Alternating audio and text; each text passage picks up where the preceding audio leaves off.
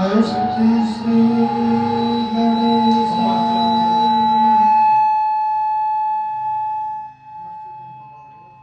श्री सरस्वती नमः। श्री जानकी वल्लभो विजयते तदा।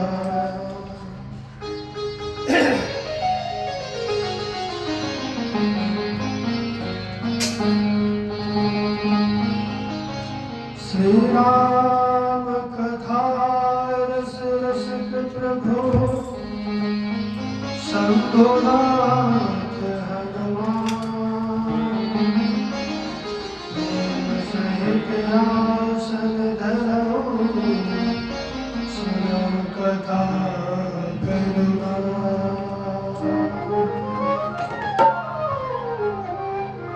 हनुमान जी महाराज की जय। श्री सीतानाथ समारंभा रामानंदार्य मध्यमा अस्मदाचार्य पर्यन्ता वन्दे गुरु परम्परा।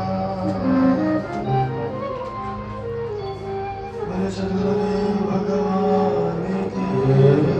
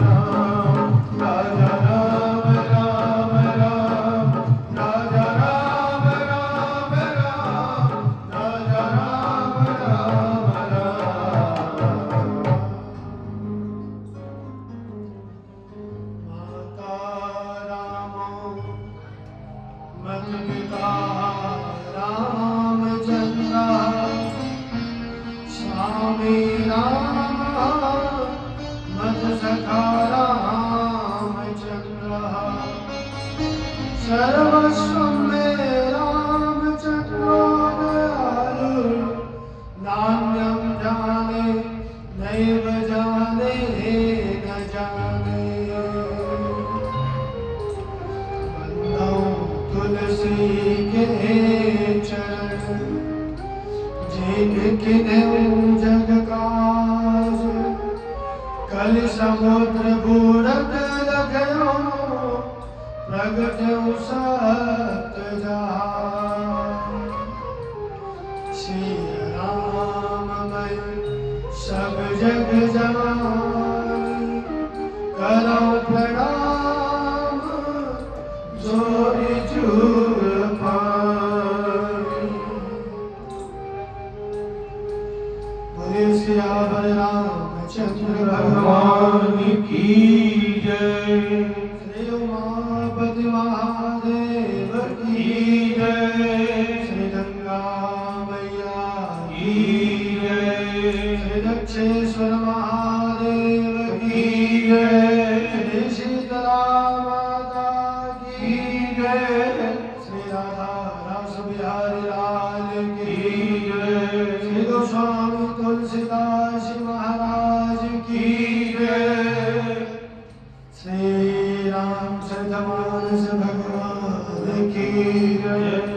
ओम नमः पार्वती पतये हर हर महादेव।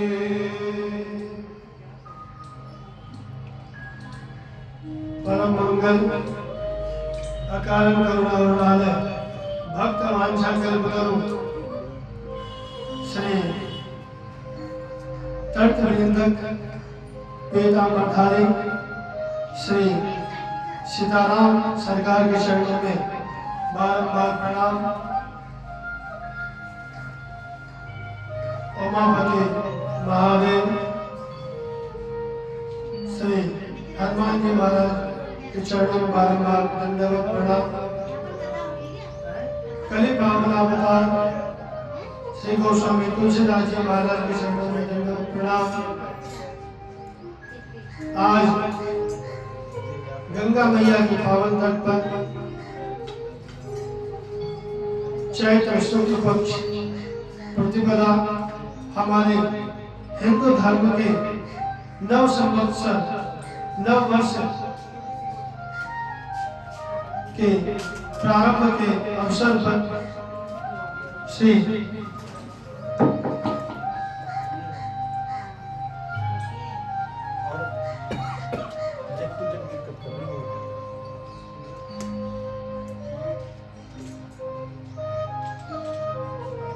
नव वर्ष के उपलक्ष्य में श्री राधा रास बिहारी मंदिर में आयोजित नव दिवसीय श्री राम कथा में उपस्थित हमारे विद्वान ब्राह्मण, हमारे गंधर्वजन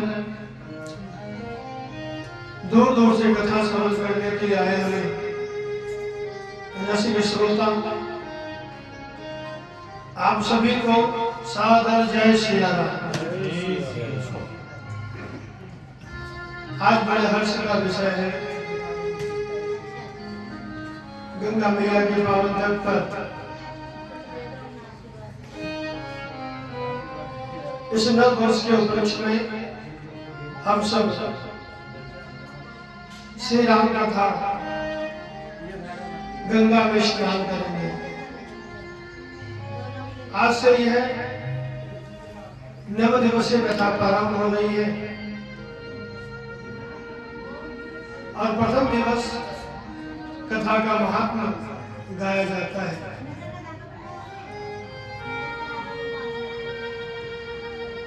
गोस्वामी तुलसीदास जी ने जब कथा प्रारंभ की तो वो कहते हैं कथा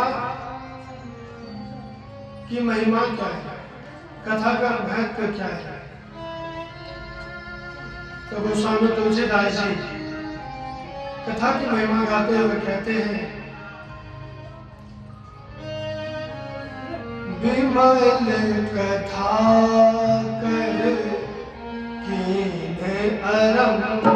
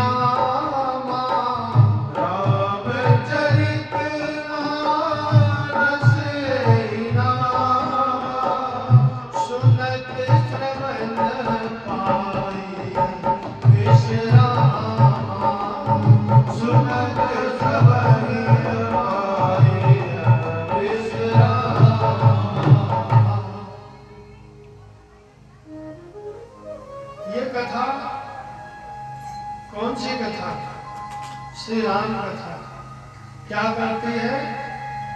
विमल कर देती है। मल कहते हैं दोष को।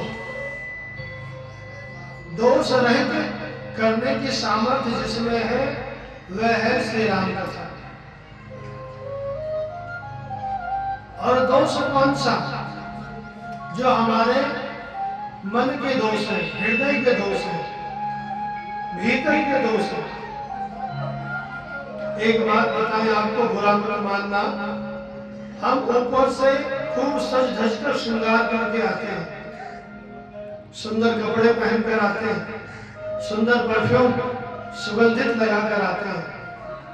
भीतर से तो, बाहर से तो हम खूब सज धज कर खुशबूदार बनकर आते हैं, लेकिन क्या कभी भीतर से अपना श्रृंगार किया है?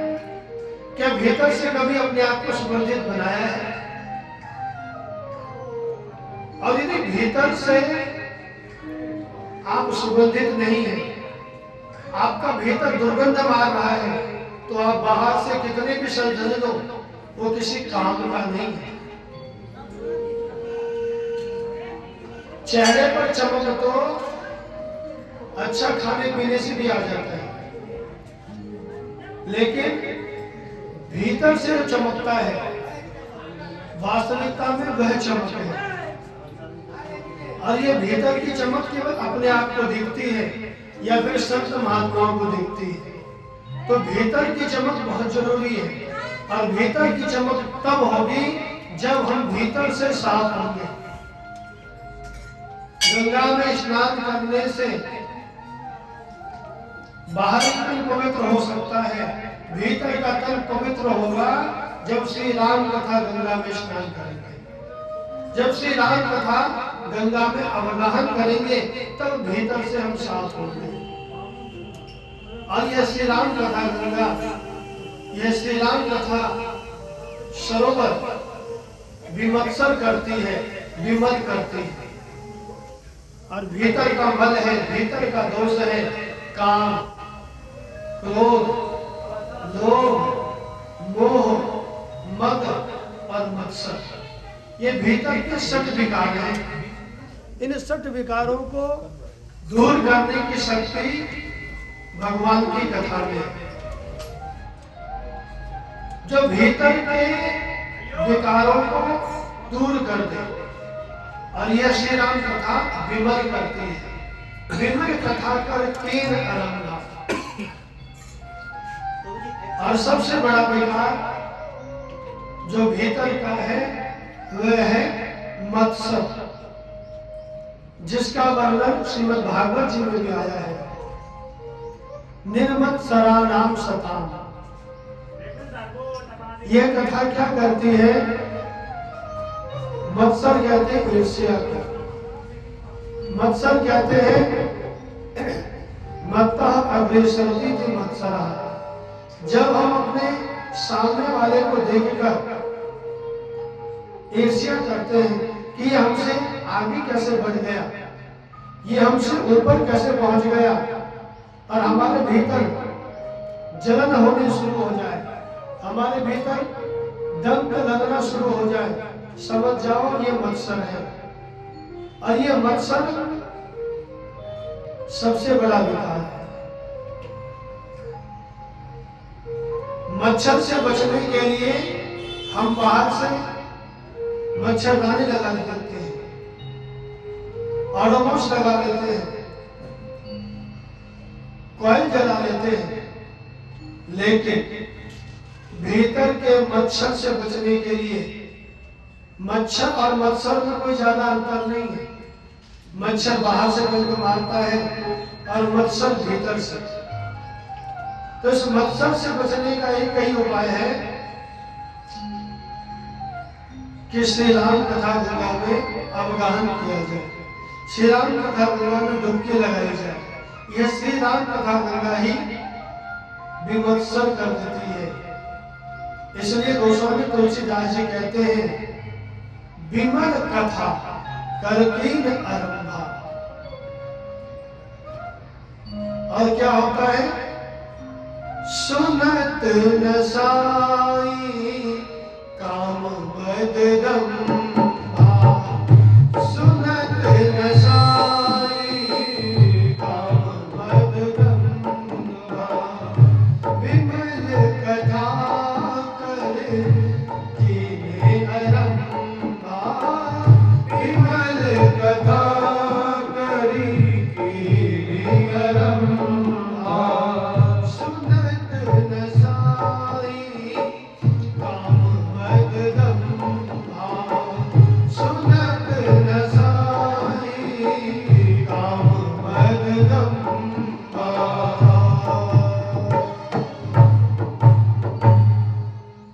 कथा श्रवण करने से ही काम, अभिमान और मत्सर ये सब दूर हो जाते हैं। ये कथा का महत्व है, ये कथा की महिमा है जो हमें मद रहित कर देती है, काम रहित कर देती है, अभिमान रहित कर देती है, मत्सर रहित कर देती है।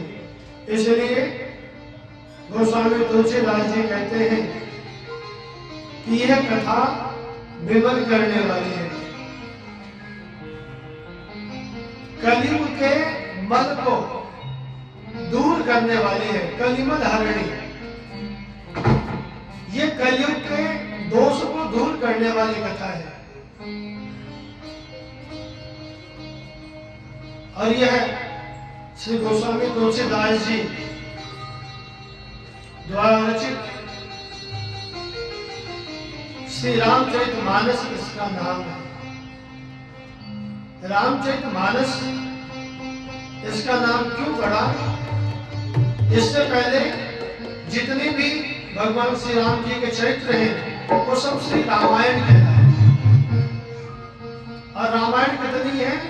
रामायण 100 अपार, 100 करोड़ रामायण है। वाल्मीकि रामायण, आनंद रामायण, काकभूषुंडी रामायण, 100 करोड़ रामायण किस प्रकार से है? अब यहाँ पर जितने श्रोता बैठे हैं सब कथा श्रवण कर रहे हैं, तो क्या सबकी मानसिकता एक जैसी होगी कथा श्रवण करने की? सब कथा श्रवण कर रहे हैं, तो जो जो कथा श्रवण कर रहे हैं वो अपनी अपनी मानसिकता से कथा श्रवण कर रहे हैं। और सबसे पूछो तो सब अलग अलग प्रकार से बताएंगे कि आज कथा में क्या सुना। कथा एक ही है, लेकिन जितने लोगों ने सुना है कथा को वो सब अपने अपने प्रकार से कथा को बताएंगे। उसी प्रकार भगवान श्री राम की सेना में करोड़ों बंदर थे जिन्होंने भगवान श्री राम जी का क्षेत्र देखा है और सबने एक एक रामायण लिखी है। तो यह रामायणों की संख्या 100 करोड़ से ऊपर हो गई। चरितम रघुनाथस्य 100 प्रवेशतरम, भगवान श्री राम जी का चरित्र 100 करोड़ से ऊपर है। और भगवान श्री राम जी का चरित्र भगवान शंकर ने लिखा। गोस्वामी तुलसीदास जी ने श्री रामचरितमानस किस पर लिखी? भोजपत्र पर। हम लोग किस पर लिखते हैं? कागज पर। शंकर जी ने रामचरित्र लिखी, लेकिन कहा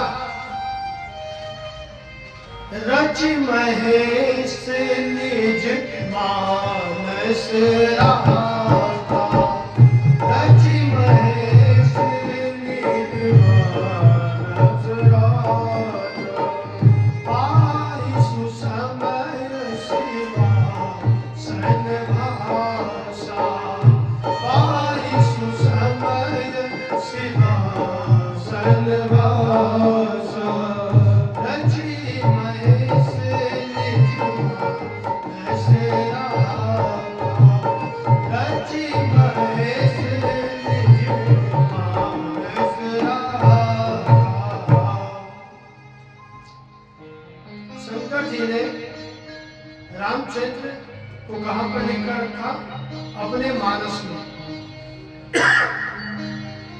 इसलिए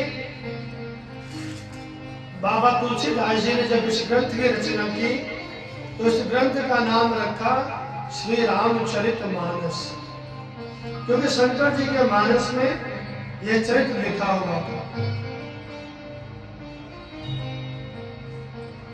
श्री रामचरितमानस का नाम रखकर गोस्वामी तुलसीदास जी ने इस कथा की रामचरितमानस की महिमा बताई है कि इस रामचरितमानस को सुनने से क्या होता है। तो स्पष्ट लिख दिया गोस्वामी तुलसीदास जी ने, सुनत श्रवण पाई विश्रामा। रामचरितमानस अपने कानों से सुनते ही जीवन में विश्राम की प्राप्ति हो जाती है। बिस्तर पर जाकर सो जाना विश्राम नहीं है। विश्राम तो तब है जब मन में शांति हो, जब मन हमारा शांत हो। और यह मन शांत कब होगा? आज जिसे भी देखो उसके मन में उथल पुथल मची हुई है।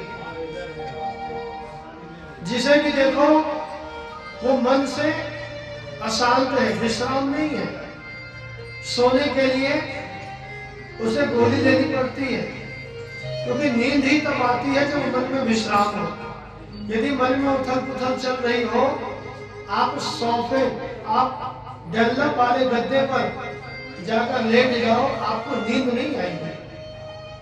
नींद कब आएगी? जब मन में विश्राम हो जाए।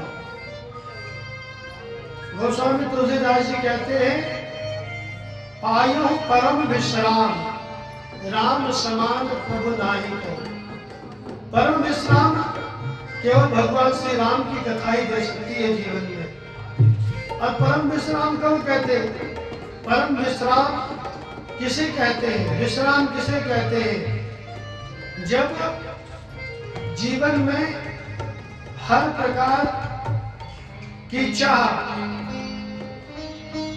समाप्त होकर भगवान के चरणों से प्रेम हो जाए।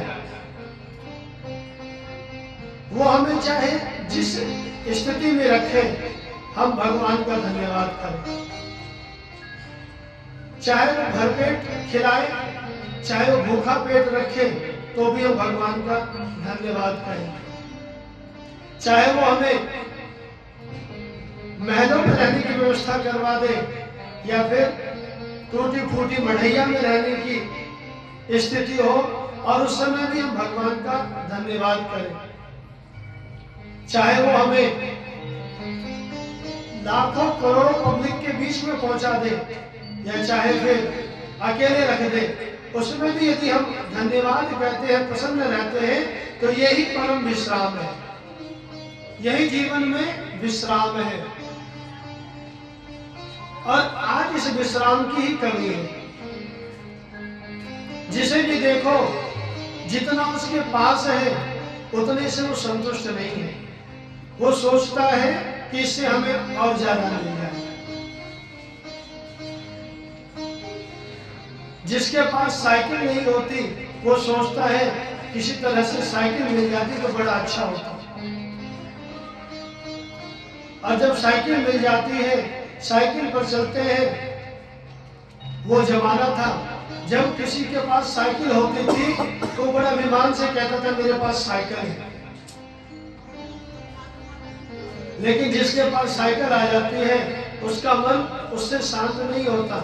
अब वह सोचता है साइकिल में जल्दी जल्दी चलाओ, चैन उतर जाती है, धोती फंस जाती है, कपड़े गंदे हो जाते हैं। मोटरसाइकिल हो जाती तो एकदम जहाँ कार्यक्रम होता वहां पहुंच जाती, तो मोटरसाइकिल की व्यवस्था हो गई। लेकिन फिर भी मन में शांति नहीं होती, विश्राम नहीं होता। मन में ऐसा भाव आता है एक 4 पहिए वाली गाड़ी और हो जाती तो बड़ा अच्छा हो जाता।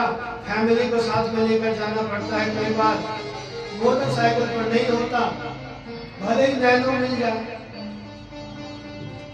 4 पहिए वाली गाड़ी की इच्छा होती है और भगवान की कृपा होती है तो 4 पहिए वाली गाड़ी भी आ जाती है। अब 4 पहिए वाली गाड़ी आ गई तो उसमें संतुष्ट होकर रह जाए तो भी मन नहीं भरता। मन होता है कि कोई अच्छी सी गाड़ी आ जाती, कोई सफारी आ जाती, BMW आ जाती, मर्सिडीज आ जाती। जिसके पास BMW मर्सिडीज है वो सोचता है कि जेट विमान ले लेते, अपना प्राइवेट जेट होता तो उससे जाया करते। तो हमारे मन में हर समय कोई ना कोई चाह बनी रहती है। हमारे जीवन में विश्राम कभी नहीं है। और विश्राम तब होगा जब हर स्थिति में हम भगवान का शुक्रिया कहने के आदी हो जाएंगे, भगवान का धन्यवाद कहने के आदी हो जाएंगे, चाहे जिस स्थिति में भगवान रखे। इसलिए संत लोग बड़ा अच्छा गाते हैं, सीताराम सीताराम सीताराम कहिए, जाहि विधि राखे राम, आई विधि रहिए। जाहि विधि राखे राम, आई विधि रहिए। सीताराम सीताराम सीताराम कहिए, सीताराम सीताराम सीताराम कहिए, जाहि विधि राखे राम, आई विधि रहिए। ओ जाहि विधि राखे राम, आई विधि रहिए।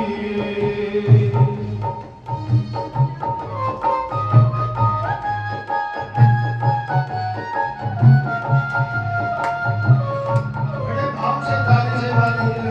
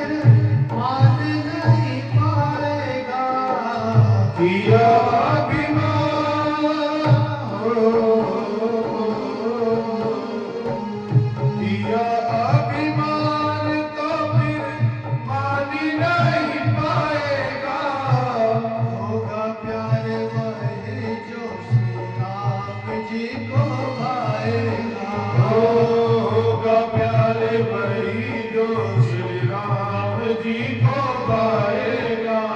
धन्यवाद। विवाह राम राम कहिए धन्यवाद मेरे विवाह राम राम कहिए जाहि विधि राखे राम ताहि विधि रहिए जाहि विधि राखे राम ताहि विधि रहिए सीताराम सीताराम सीताराम कहिए सीताराम सीताराम सीताराम कहिए जाहि विधि राखे राम ताहि विधि रहिए ओ जाहि विधि राखे राम ताहि विधि रहिए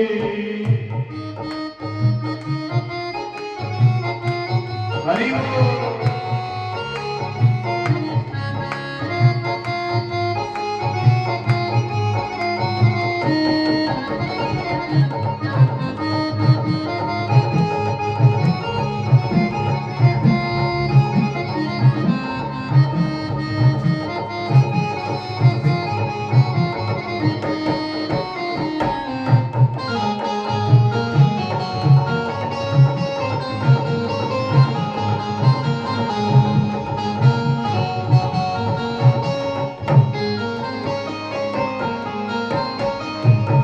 जिंदगी की डोर सो हाथ दीनानाथ के जिंदगी की डोर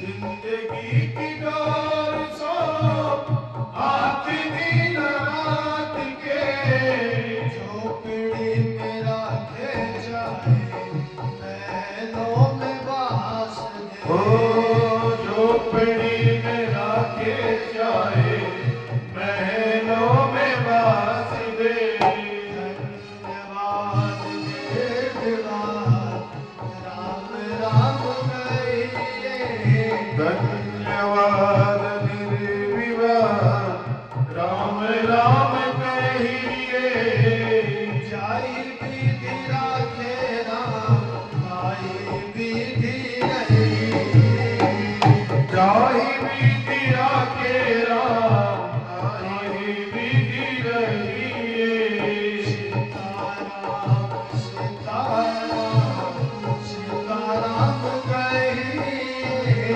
सीताराम सीताराम सीताराम कहिए जाहि विधि राखे राम ताहि विधि रहिए ओ जाहि विधि राखे राम ताहि विधि रहिए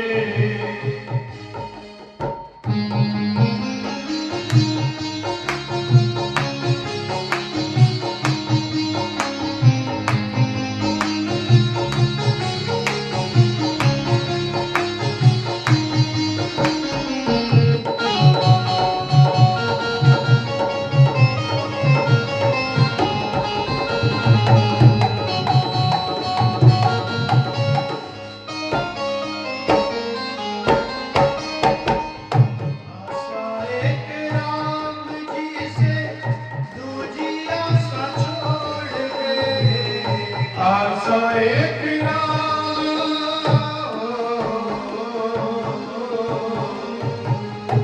आशा एक राम जी से दूसरी आशा छोड़ दे नाता एक राम जी से दूजा नाता तोड़ ओ दे नाता एक राम जी से दूजा नाता तोड़ दे साधु संग राम रंग अंग अंग पगिए साधु संग राम संग संग रहिए जाहि विधि राखे राम ताहि विधि रहिए जाहि विधि राखे राम ताहि विधि रहिए सीताराम सीताराम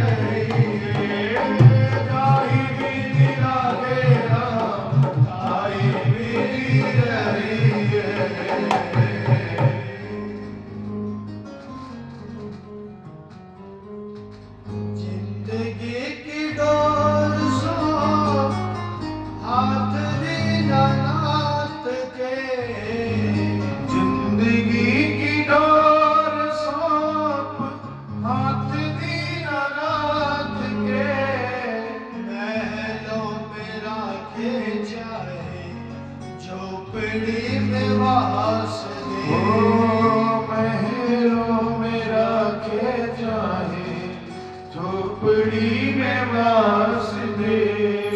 धन्यवाद निर्विवाद राम राम कहिए।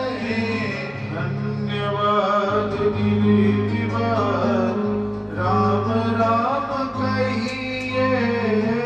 जाहि विधि राखे राम ताहि विधि रहिए। हो जाहि विधि राखे राम ताहि विधि रहिए। इसलिए सीताराम सीताराम जब यह स्थिति जीवन में आ जाए वह है विश्राम, और यह विश्राम सुनत श्रवण पाइए विश्रामा। श्री राम कथा सुनने से ही जीवन में विश्राम आ जाता है। ये भाव जब जीवन में आ जाए समझिए कि जीवन में विश्राम आ गया। पायो परम विश्राम, नहीं तो दीन कहे धनवान सुखी, धनवान कहे सुख राजा को भारी। राजा कहे सुख चक्रवर्ती को, चक्रवर्ती कहे सुख इंद्र को भारी। इंद्र कहे सुख चतुरानन को, ब्रह्मा कहे सुख विष्णु को भारी। तुलसीदास विचार कहे कि भजन बिना जन दीन दुखारी। जब तक राम कथा श्रवण नहीं करते तब तक जीवन में ये दुख अशांति परेशानी बनी रहेगी। इसलिए राम कथा श्रवण करना परम आवश्यक है। यदि आपको जीवन में विश्राम चाहिए, विश्राम श्री राम कथा ही दे सकती है। इसलिए गोस्वामी तुलसीदास जी ने श्री रामचरितमानस की रचना की और प्रारंभ में 7 श्लोक लिखे। ये 7 श्लोक क्यों लिखे? श्री रामचरितमानस में कितने कांड हैं? 7 कांड, जिसमें पहले कांड का नाम है बाल कांड। भगवान ने अवतार लिया, बाल लीलाएं की, भगवान का यज्ञोपवीत संस्कार हुआ, यज्ञ की रक्षा की, भगवान का सुंदर विवाह हुआ। ये सब कथा आई है बालकांड में। इसलिए श्री रामचरितमानस में बालकांड सबसे बड़ा भाग है। किसी ने प्रश्न किया कि गोस्वामी तुलसीदास जी को लिखना ही था तो लिख देते बाल भाग, कांड ही क्यों लिखा? और कांड का अर्थ तो बड़ा उल्टा होता है। जब कोई घटना घट जाए तो वहां लोग कहते महाराज बड़ा कांड हो गया। तो इन्होंने बाल कांड क्यों लिखा? तो संस्कृत में कांड का अर्थ होता है भाग। तो बाल कांड जिसमें भगवान की बाल लीलाएं आई है। दूसरा कांड है अयोध्या कांड। अयोध्या कांड में भगवान के वनगमन की कथा आई है। केवट जी का चरित्र आया है। केवट जी से भगवान ने नौका मांगी है। अयोध्या कांड में ही श्री दशरथ जी महाराज का प्राणांत हुआ है। भरत जी भगवान श्री राम के दर्शन करने आए हैं चित्रकूट में, और अयोध्या कांड में ही श्री भरत जी महाराज ने भगवान श्री राम की चरण पादुका सिंहासन पर पधराया है और चरण पादुका से आज्ञा लेकर अयोध्या के सारे राज्य कार्य करते हैं।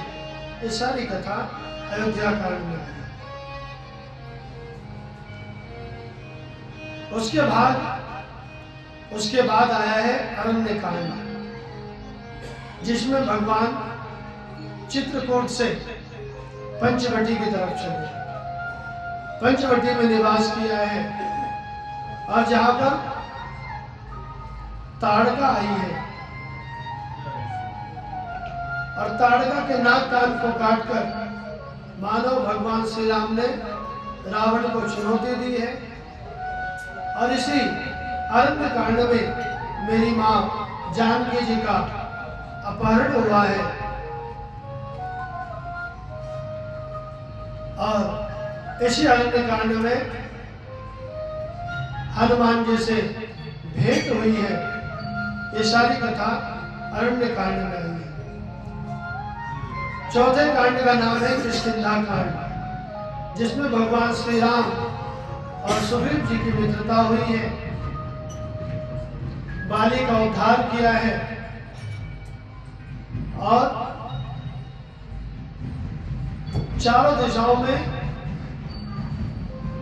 सुग्रीव ने अपनी वानरी सेना को भेजा है।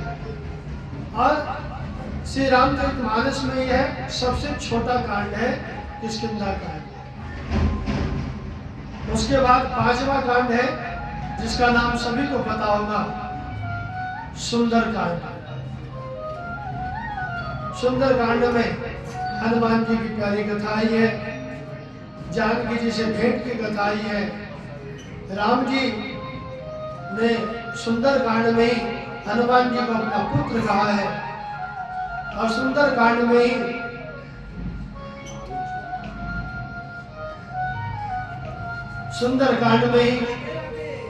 श्री राम जी की सेना पहुंची है समुद्र तट पर और समुद्र से रास्ता मांगने के लिए भगवान श्री राम बैठे हैं। विभीषण जी श्री राम जी के पास आए हैं। छठा कांड लंका कांड, जिसमें सुंदर सेतु का निर्माण हुआ। रामेश्वर शिवलिंग की स्थापना करके भगवान श्री राम ने पूजा की है। रावण का उद्धार किया। अयोध्या आए हैं, राज सिंहासन पर बैठे हैं। उत्तर कांड में सातवां कांड है उत्तर कांड, जिसमें भगवान श्री राम ने अनेकानेक उपदेश दिए हैं। और उत्तर कांड में गोस्वामी तुलसीदास जी ने जितने भी संशय हैं, उन सभी संशयों का उत्तर दिया है। उत्तर कांड में ऐसा कोई भी संशय नहीं है जिसका उत्तर न हो। कलयुग का वर्णन किया है उत्तर कांड में। काकभूषुंडी जी की कथा आई है गरुड़ मिलन की। काकभूषुंडी के पूर्व जन्म की कथा आई है। और इन 7 कांडों के लिए गोस्वामी तुलसीदास जी ने प्रथम 7 श्लोक लिखे। ये 7 श्लोक इसलिए लिखे मानो भगवान श्री राम जी की कथा 7 दिन में से किसी भी दिन हो सकती है। दिनानाम नियमम नास्ति सर्वदा श्रवणम मता। इसलिए 7 दिन में से किसी दिन भी श्री राम कथा प्रारंभ हो सकती है। और आज तो सूर्यवासर है, आज भगवान दिवाकर का दिन है, भानु का दिन है। जिस सूर्यवंश में श्री राम जी आए हैं, ऐसे सूर्यवंश सूर्यवार से श्री राम जी की कथा प्रारंभ हो रही है। यह 7 कांड इसलिए लिखे कि संगीत के 7 स्वर होते हैं। श्री रामचरितमानस की चौपाई को किसी भी स्वर से गा सकते हैं, किसी भी राग में गा सकते हैं। यह 7 श्लोक इसलिए लिखे कि गोस्वामी तुलसीदास जी को पता था कि आने वाले समय में श्री रामचरितमानस की कथा केवल भारत में ही नहीं होगी, 7 समुद्र पार करके विदेशों में भी भगवान की कथा होगी। तो यह 7 श्लोक लिखकर यह दर्शा दिया कि 7 समुद्र पार जाकर भी भगवान श्री राम की कथा होगी, इसलिए प्रारंभ में 7 श्लोक लिखे। और पहले श्लोक में ही एक साथ ही गणपति जी और मां सरस्वती की वंदना की। क्यों वंदना की? क्योंकि गणेश जी है बुद्धि के दाता और सरस्वती मैया है वाणी की देवी।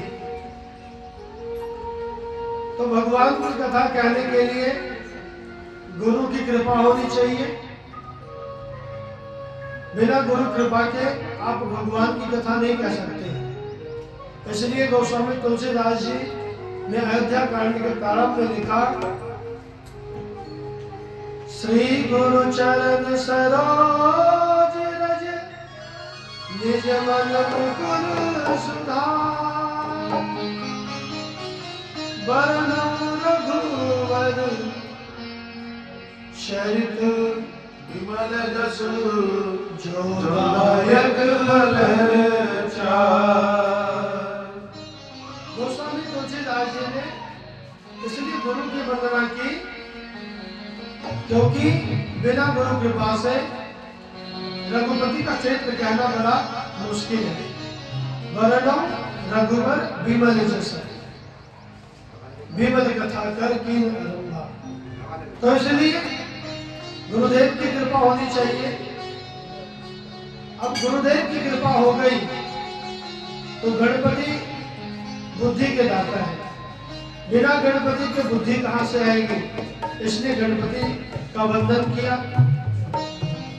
और बुद्धि बहुत हो,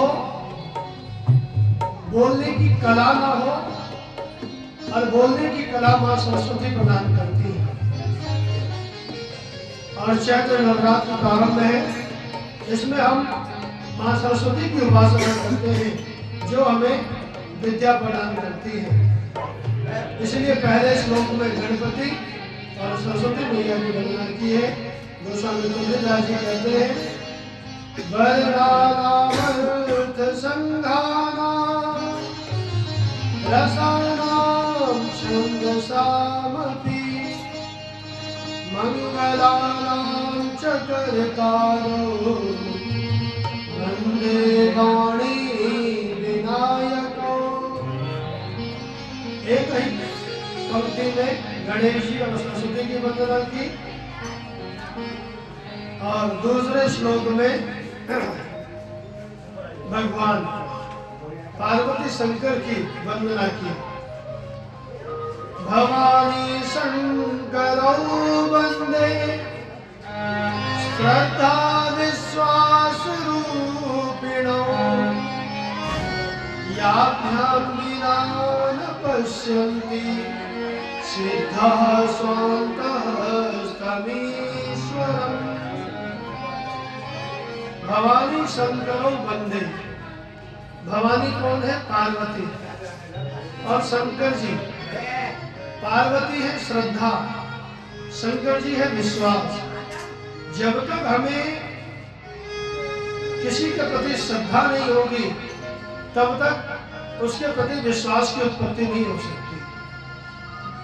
श्रद्धा पहले चाहिए, उसके बाद विश्वास जगता है। श्रद्धावान लभते ज्ञानम्। बिना श्रद्धा के विश्वास नहीं होती, और जब तक विश्वास ना हो तब तक भगवान की प्राप्ति नहीं होती। इसलिए श्रद्धा और विश्वास स्वरूप है पार्वती और शंकर। पार्वती जी का नाम पहले लिया, शंकर पार्वती नहीं कहा, पार्वती शंकर का, क्योंकि पार्वती जी है श्रद्धा। बिनु सत्संग न हरि कथा, ते बिनु मोहन भाव,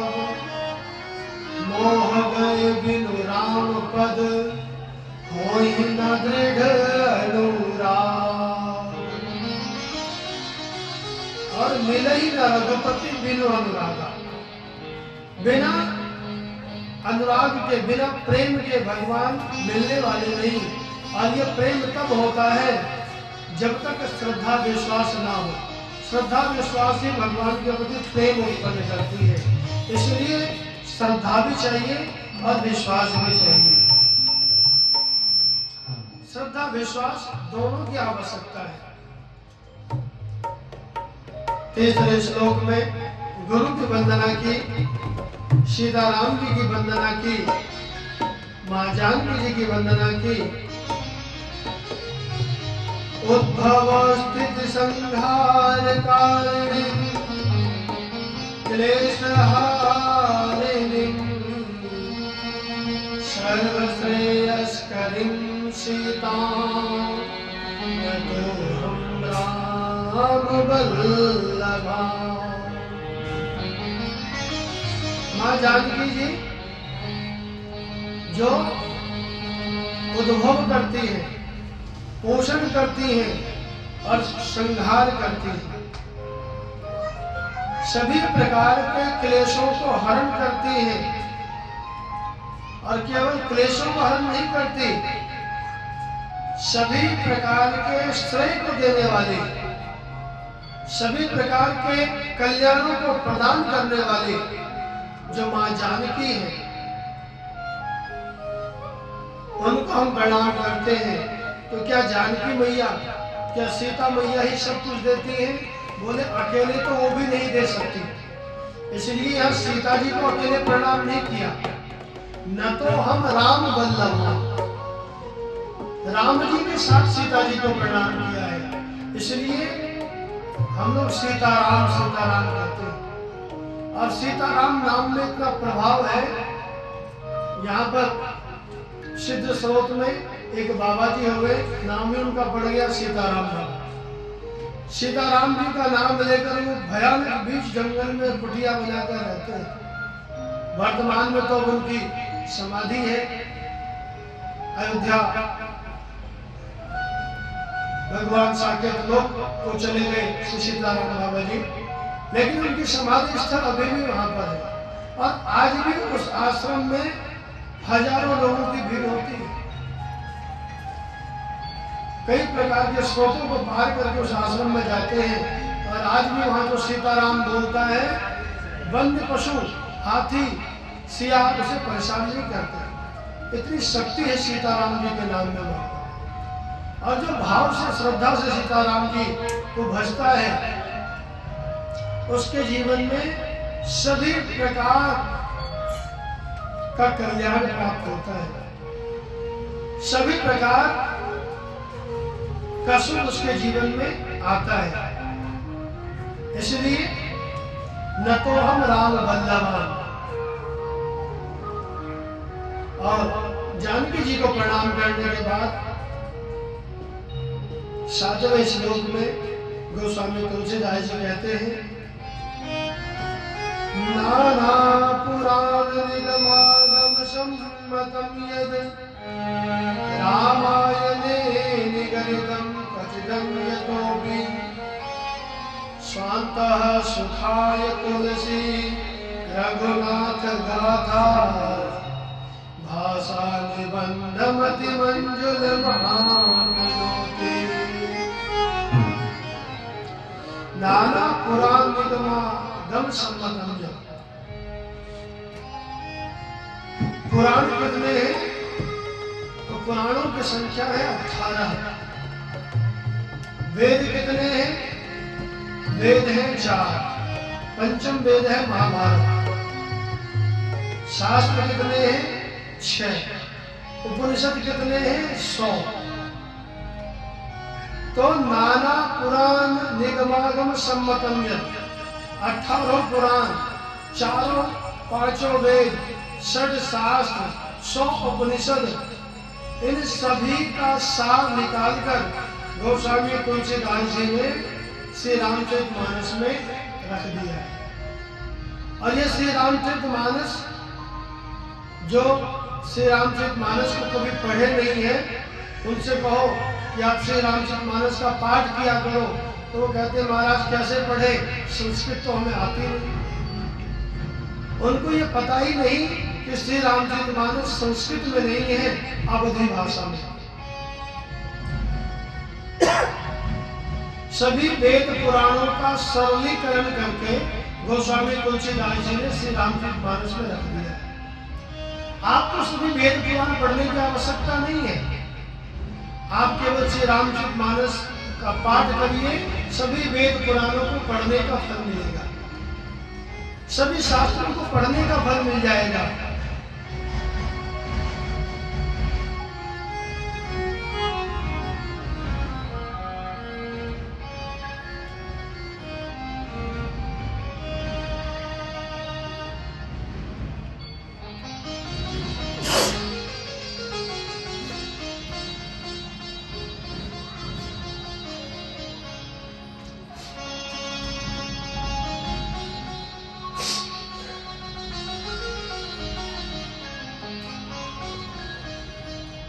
और इसका वर्णन गोस्वामी तुलसीदास जी ने आरती में ही कर दिया है।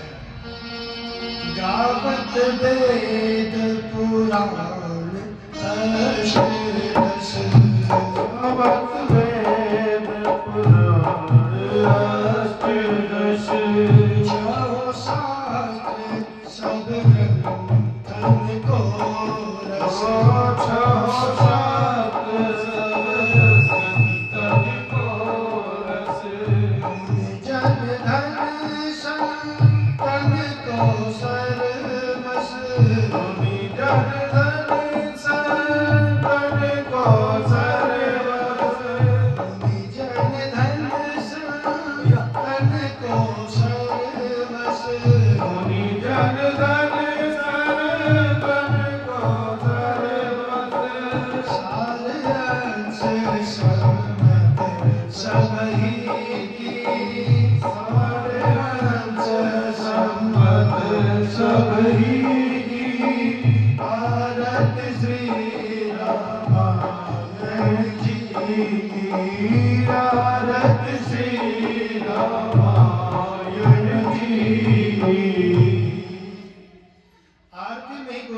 तुलसीदास जी ने कह दिया गावत वेद पुराण अष्टदश, छहों शास्त्र सब ग्रंथन को रस,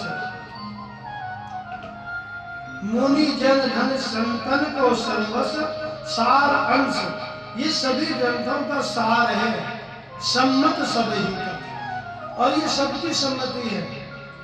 एक बहुत बड़े संत हुए श्री अखंडानंद सरस्वती जी महाराज, वो संध्या काल में प्रतिदिन रामचरितमानस का पाठ सुना करते थे, पाठ किया करते थे, जबकि वो वेद पुराणों के बहुत बड़े विद्वान थे। भागवत जी पर उन्होंने टीका लिखी है, भागवत रहस्य। तो किसी ने उनसे पूछा महाराज कि आप ये रामचरितमानस का पाठ क्यों करते हो, क्यों सुनते हो? तो अखंडानंद जी ने कहा कि कोई आपको अलग अलग मौसमी का रस पीने को दे, आम का रस पीने को दे, अनार का रस पीने को दे, और कोई सभी रसों को मिलाकर पीने को दे, तो आप कौन सा रस पियोगे? जो मिक्स जूस है, सभी फलों का रस है, उसको पिएंगे। उसी प्रकार श्री रामचरितमानस में सभी वेदों का, पुराणों का, शास्त्रों का रस भरा पड़ा है। इसमें सभी शास्त्रों का सार है, सार अंश सम्मत सभी का। इसलिए श्री रामचरितमानस, और इसे पढ़ने के लिए कोई विधि विधान नहीं चाहिए।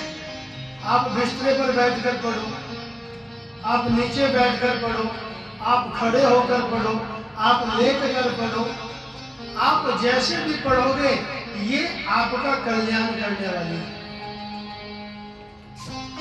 क्योंकि भगवान की कथा कैसे भी कही जाए, सुनी जाए, पढ़ी जाए, विशेष करके रामचरितमानस, इसमें कोई दोष नहीं है। शिव पुराण बहुतों ने सुनी है, लेकिन कितनों को शिव पुराण का एक भी श्लोक याद है? शायद ही किसी को शिव पुराण का एक श्लोक याद है। और श्रीमद् भागवत की कथा तो यह तो तत्र होती रहती है। किसी श्रोता को बुलाकर पूछो, भैया आपने इतनी कथाएं करवाई हैं, आपको कुछ 2-4 श्लोक तो याद हो ही गए होंगे अब तक, इतनी कथाएं करवा ली हैं। उनसे पूछो तो उनको शायद 1-2 श्लोक याद हो, शायद। लेकिन जिसने राम कथा नहीं भी करवाई है उसको भी कम से कम एक चौपाई तो याद होगी ही होगी। अरे कोई चौपाई याद नहीं होगी, ये तो याद होगा ही।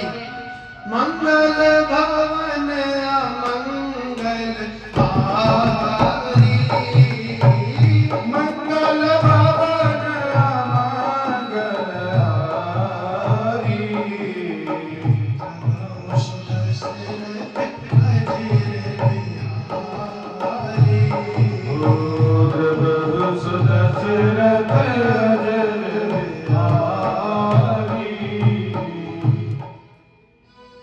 एक चौपाई तो कम से कम याद होगी। ये चौपाई लगभग सभी को याद है। एक दोहा तो कम से कम सभी को याद होता है, चाहे कोई वो राम कथा सुने ना सुने। श्री गुरु चरण सरोज रज, निज मन मुकुर सुधार, बरनो रघुवर बिमल जसो, जो गायक भले चार। आप कहोगे महाराज जी ये तो हनुमान चालीसा का दोहा है। ये हनुमान चालीसा का है, लेकिन पहले श्री रामचरितमानस के अयोध्या कांड का पहला दोहा है। तो ये दोहा कम से कम सभी को याद है। एक छंद कम से कम सभी को याद होगा। अनेकों छंद याद हो ना हो, कौन सा? मनुजा राजे मिलहि सो, बरु सहज सुंदर सावरो। मनुजा राजे मिलहि सो, बरु सहज सुंदर सावरो। करुणा निधान सुजान से, जो सने जानत राम। करुणा निधान सुजान से, जो सने जानत राम। एक शब्द तो कम से कम सभी को याद होगा। तो श्री रामचरितमानस इतना सरल है, चाहे कोई पढ़ा लिखा हो या अनपढ़ हो, वो भी श्री रामचरितमानस की चौपाई को सुनकर याद कर सकता है। इतना सरल उपाय होते हुए भी यदि हम दुखी हैं, परेशान हैं, तो इसमें संतों की कमी नहीं, हमारी कमी है। क्योंकि कभी हमने श्री रामचरितमानस का आश्रय ही नहीं लिया। और जिसने श्री रामचरितमानस का आश्रय लिया है, रामायण सुर तरु की छाया, दुख भय दूर निकट जो आए। ये रामायण क्या है? कल्प वृक्ष की छाया है। कोई धूप में तड़प रहा है, परेशान है, और दूर उसने देखा है कि पेड़ है, बड़ा छायादार है, तो उसका दुख कब दूर होगा? जब वो पेड़ की छाया में आकर खड़ा होगा। और दूर से ही हम देखते रहे, भैया छाया तो बहुत सुंदर है, लेकिन हमें छाया कब मिलेगी? दूर खड़े खड़े तो छाया मिलेगी नहीं। तो जो पास आएगा, दुख भय दूर निकट जो आए, जो रामचरितमानस रूपी सुर तरु की छाया में आ गया, उसके सारे दुख दूर हो जाते हैं। प्रेम से बोलो जय श्री राम। जय श्री राम। ये श्री राम कथा क्या है? सदा सुखद। ये कौन कह रहे? गरुड़ जी महाराज कह रहे। श्री राम कथा क्या है? सदा सुखद, सुख देने वाली है। दुख पुंज न साधनी, दुख पुंज को दूर करने वाली है ये। दुखी नहीं, केवल पुंज किसे कहते हैं? गुच्छा। हमारे जीवन में दुखों का गुच्छा भरा पड़ा है। जो दुख के पुंज हैं, ये राम कथा श्रवण करते ही दुख पुंज नशा है और सदा सुख देने वाली है। कई बार लोग सोचते हैं महाराज कहीं ऐसा ना हो राम कथा सुनकर हम घरानी बन जाए, बाबा बन जाए, कोई जोगी बन जाए, घर बार छोड़ दे। यदि घर छुड़ाना होता तो श्री राम जी विभीषण को लंका का राजा न बना देते। यदि घर द्वार छुड़ाना होता तो सुग्रीव को किष्किंधा का राजा न बना देते और स्वयं अयोध्या के राजा न बनते। अरे भगवान किसी का राज, किसी का घर नहीं छुड़ाते। भगवान सब सुख देते हैं, लेकिन सुख के साथ यदि आपके पास भक्ति हो भगवान श्री राम की, तो वह सुख आपको अच्छा लगेगा। विभीषण जी राम जी की भक्ति प्राप्त करके लंका का राज्य करते हैं। सुग्रीव जी राम जी की भक्ति प्राप्त करके किष्किंधा का राज्य करते हैं। उसी प्रकार आप भी सुख संपत्ति का उपयोग करो, लेकिन भगवान को हृदय में रखना। गोस्वामी तुलसीदास जी ने उत्तरकांड में लिखा है, भक्ति बिना सब सुख कैसे, लवन बिना व्यंजन बहु जैसे। आपको बहुत सुंदर भोजन परोस दिया गया है और आप भोजन करने बैठे और उसमें नमक ना हो तो क्या स्वाद आएगा। उसी प्रकार जीवन में अनेकों सुख हो और यदि आपके जीवन में राम जी की भक्ति नहीं है तो वो सब सुख बेकार है। इसलिए भक्ति बिना सब सुख कैसे, लवन बिना व्यंजन बहु जैसे। इसलिए श्री राम कथा सदा सुखद दुख पुंज न साधनी, जीवन में सुख लेने वाली है और दुख के पुंज को दूर करने वाली है। और ये राम कथा मिलेगी कहाँ? तो ये राम कथा मिलेगी संतों के संग में। संत के संग में बैठकर ही आपको राम कथा मिल सकती है। जैसे हम लोग यहाँ पर राधा रास बिहारी घाट पर बैठकर कथा श्रवण कर रहे हैं, उसी प्रकार यह राम कथा भी 4 घाटों पर चल रही है। पहला घाट है वाराणसी का असी घाट, जहां पर वक्ता है गोस्वामी तुलसीदास जी और श्रोता है बनारस के संत गंगा मैया या गोस्वामी तुलसीदास जी का अपना मन। गोस्वामी तुलसीदास जी वक्ता है और अपने मन को श्रोता बनाकर कथा सुना रही है और इस घाट का नाम है शरणागति का घाट। दूसरा घाट है जहां पर वक्ता है याज्ञवल्क्य जी और श्रोता है भरद्वाज ऋषि और इस घाट का नाम है भक्ति का घाट, जहां पर याज्ञवल्क्य वक्ता बनकर भरद्वाज जी को कथा सुना रहे हैं। तीसरा घाट है जहां पर भगवान शंकर पार्वती जी को कथा सुना रहे हैं और इस घाट का नाम है ज्ञान घाट। और चौथा घाट है जहां पर काकभूषुंडी जी पंछियों को और पंछियों के राजा गरुड़ जी को कथा सुना रहे हैं और इस घाट का नाम है वैराग्य घाट। इन 4 घाटों पर कथा हो रही है, 4 वक्ता कथा सुना रहे हैं और 5वां घाट है ये राधा रास बिहारी घाट, जहां पर मैं उद्धव आप लोगों को कथा सुना रहा हूं और चारों वक्ताओं ने ही कथा की महिमा गाई है। आइए हम लोग भी कथा की महिमा गाएं। इससे श्रवण कर मिट जाती है, किसे? बोले राम कथा। राम कथा को श्रवण करके मिट जाती है क्या? जन्म जन्म की व्यथा। श्री राम कथा क्या करती है? व्यथा को दूर करती है। व्यथा किसे कहते हैं? दुख को, पीड़ा को, परेशानी को, टेंशन को, डिप्रेशन को, एंजाइटी को। और ये तो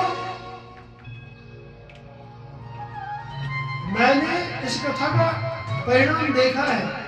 कथा श्रवण करने से आप कितने भी तनाव में हो, चिंता में हो, दुख में हो, परेशानी में हो, कथा श्रवण करने मात्र से ये सब व्यथा दूर हो जाती है।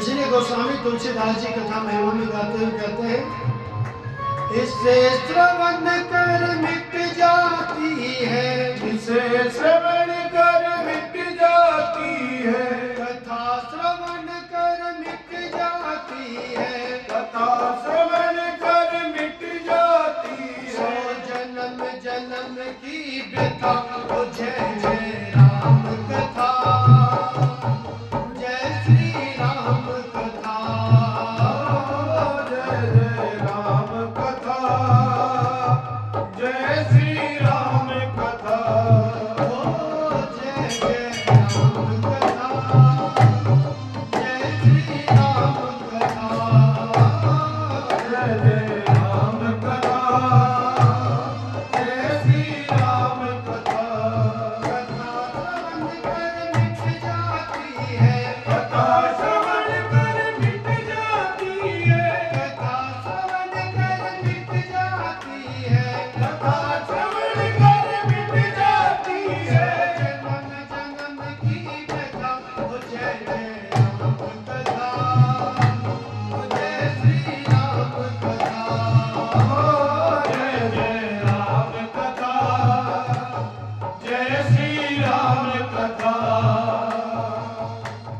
राम कथा कल कामत गाई, सुजन सजीवनी नूर सुहाई, राम कथा कल कामत गाई, सुजन सजीवनी नूर सुहाई, बुद्ध विश्राम सकल जन रंजन, राम कथा कल कल सुख भंजन, बुद्ध विश्राम सकल जन रंजन, राम कथा कल कल सब रंजन, तेरा परमानंद बन जाए, तेरा परमानंद बन जाए, तेरा परमानंद बन जाए, तेरा परमानंद बन जाए। श्री नारद कर यथा, ओ जय जय राम कथा, जय श्री राम कथा, जय जय राम कथा, जय श्री राम कथा।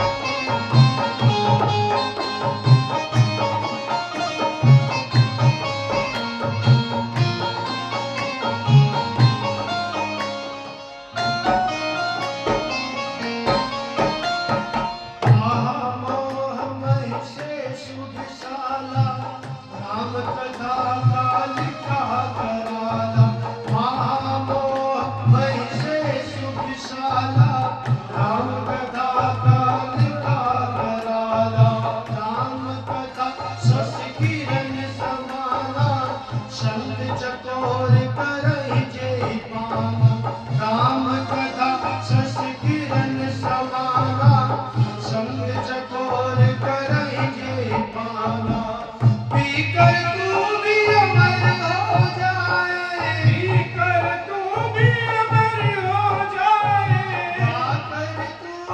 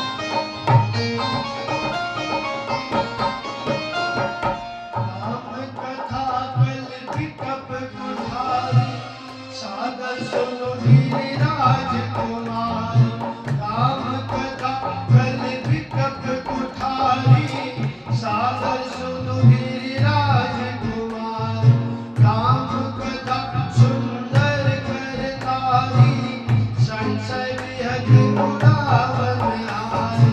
राम कथा सुंदर करतारी, संशय विहग उड़ावन हारी। तेरा जब संशय भागेगा, तेरा जब संशय भागेगा, तेरा जब संशय भागेगा, तेरा जब संशय भागेगा, श्री पार्वती करिए ओ जय जय राम कथा, जय श्री राम कथा,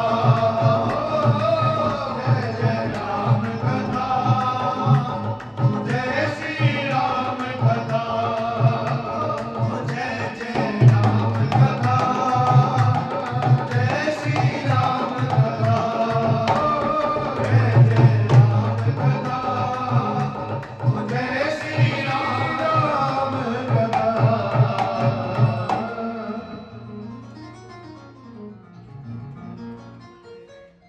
कथा में यहाँ गाते हुए गोस्वामी तुलसीदास जी कह रहे हैं कि राम कथा क्या है? कामधेनु गाय। कामधेनु गाय किसके पास थी? आप लोगों को किसी को याद है? श्री वशिष्ठ जी महाराज के पास ये कामधेनु गाय निकली थी समुद्र मंथन से। और एक बार विश्वामित्र जी अपनी हजारों सेनाओं को लेकर वशिष्ठ जी के पास आए थे और वशिष्ठ जी ने सभी सेनाओं की खातिरदारी की। विश्वामित्र जी उस समय राजा थे। विश्वामित्र जी की खातिरदारी की किसके प्रताप से? कामधेनु गौ के प्रताप से। वो मनवांछित वस्तु देने वाली थी। उसी प्रकार से राम कथा कामधेनु गौ है। यह राम कथा मनवांछित फल देने वाली है। जो भी राम कथा का सेवन करता है उसको मनवांछित फल की प्राप्ति होती है। इसलिए श्री राम कथा कामधेनु गौ है। ये विद्वानों के लिए सुजन संजीवनी मूल सुहाई। बड़े बड़े विद्वानों को बुध विश्राम सकल जनरंजन। लोगों ने कथा को मनोरंजन का साधन बना दिया है, जबकि ये मनोरंजन का नहीं, राम कथा हृदय के रंजन की कथा है। ये राम कथा मन का रंजन है, मनोरंजन का नहीं विषय है। मनोमंथन का विषय।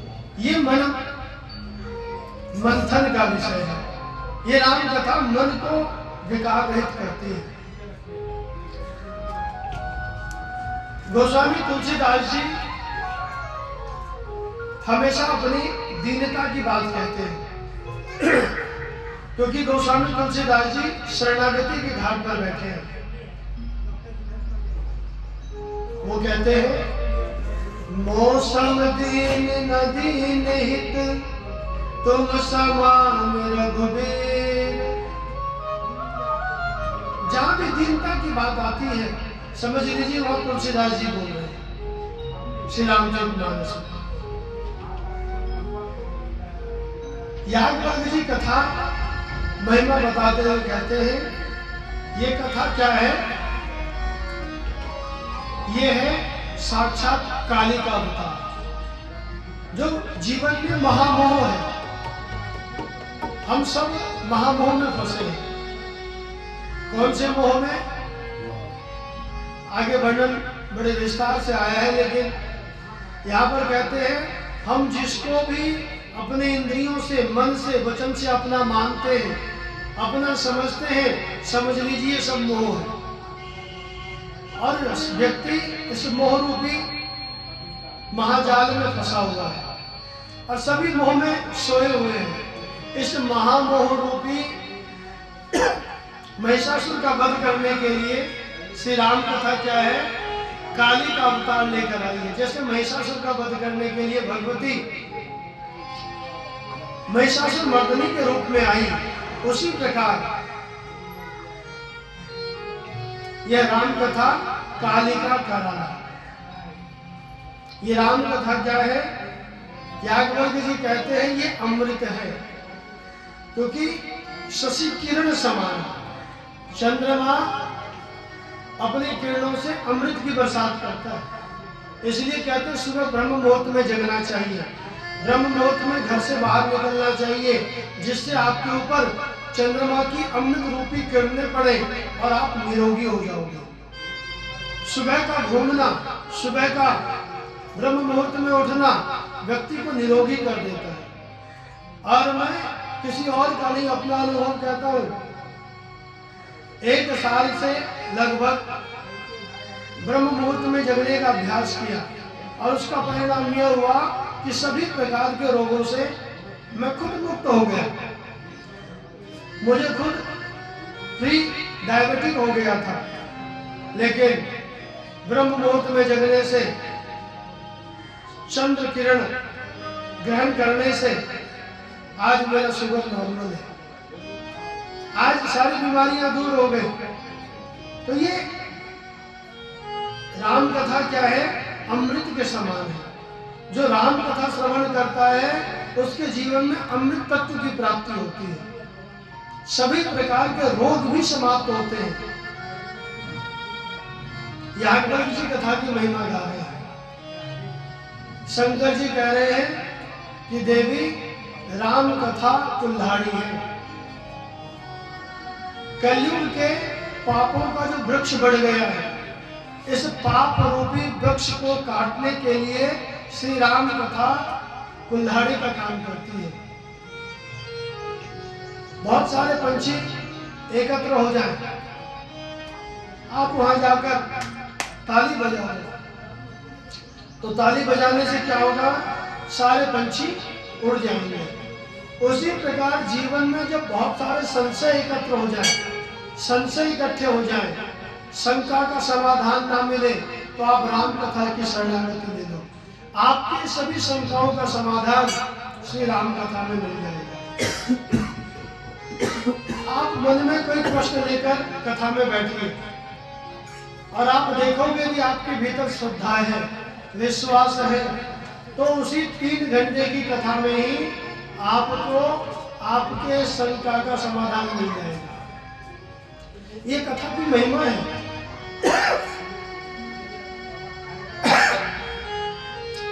सभी प्रकार के शंकाओं का समाधान राम कथा में। 3 वक्ताओं ने राम कथा की महिमा गाई है, लेकिन चौथे वक्ता ने राम कथा की महिमा नहीं गाई, श्रोता ने ही राम कथा की महिमा गानी शुरू कर दी।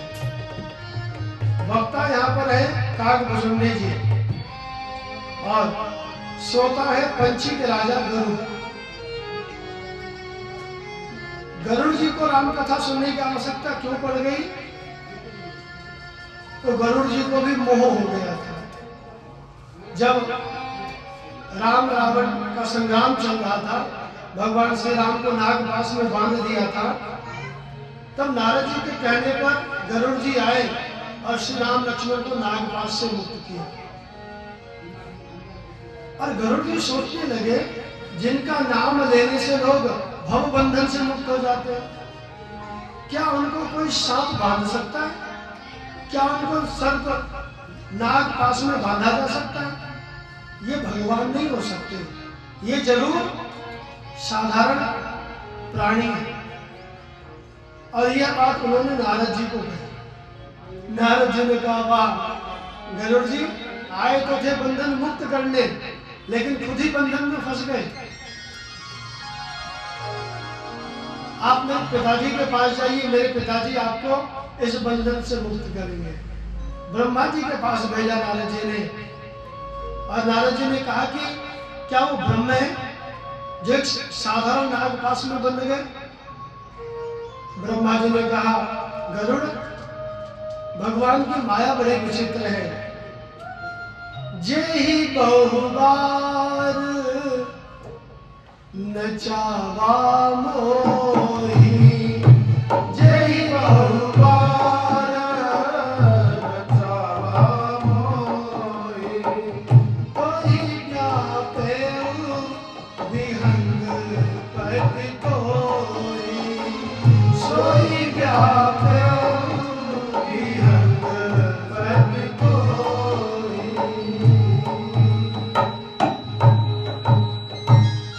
यही बहुबार नचावा मोही, जिस माया ने मुझे कई बार नचाया है, हे गरुड़ जी, उसी मोह में आप भी फंस गए हो। और इस मोह से आपको वही दूर कर सकता है जो भगवान का नाम सतत जपता हो। सतत जपत शंभु अविनाशी। इसलिए आप शंकर जी के पास जाओ, और शंकर जी के पास गए गरुड़ जी, तो शंकर जी बीच मार्ग में ही मिल गए। शंकर जी रहते कैलाश में, लेकिन बीच में ही मिल गए। गरुड़ जी ने अपना प्रश्न किया, शंकर जी ने कहा देखो भैया,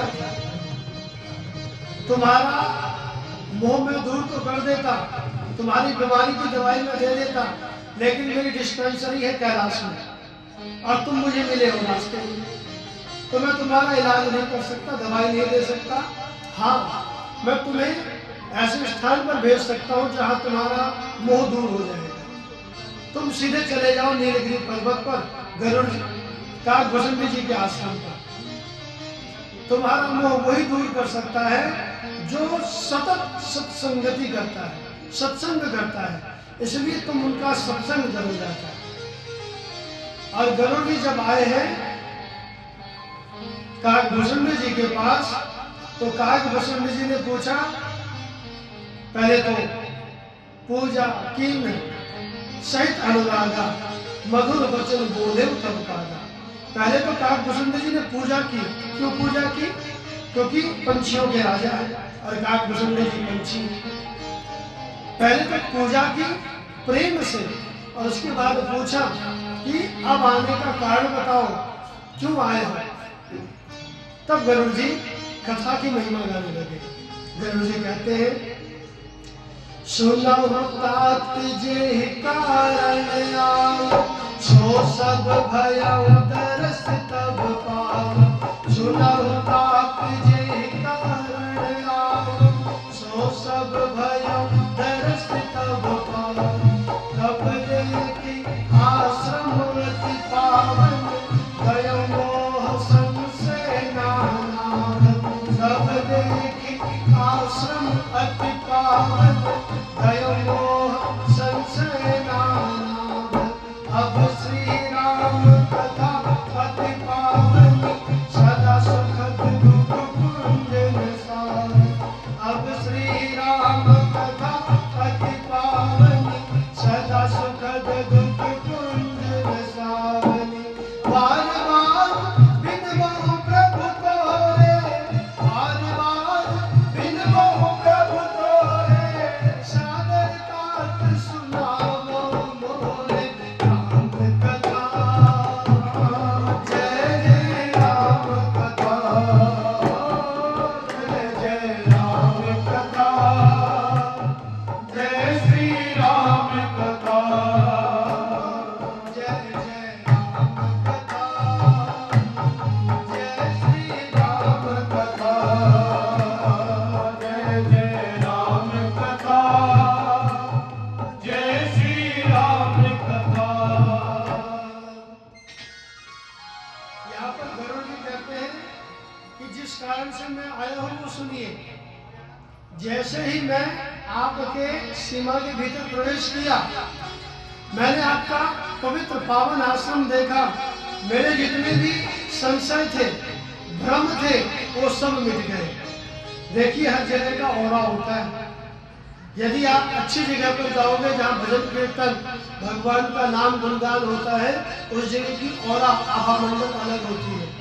और जहाँ पर जुआ खेला जाता है, दारू पी जाती है, नशा किया जाता है, व्यभिचार किया जाता है, वहाँ की नेगेटिव औरा होती है।